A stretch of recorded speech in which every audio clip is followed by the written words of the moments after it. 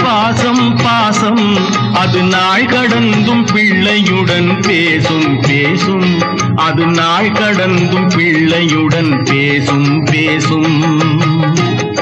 அன்றொரு நாள் மன்னன் சாலமனுடைய சபையில் ஒரு விசித்திரமான வழக்கு வந்தது.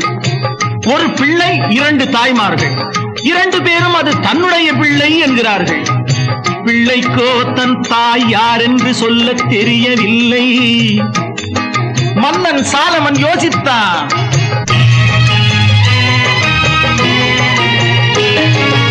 ஒரு தாயார் பல பிள்ளை பெறுவதுண்டு, 2 தாய்க்கு ஒரு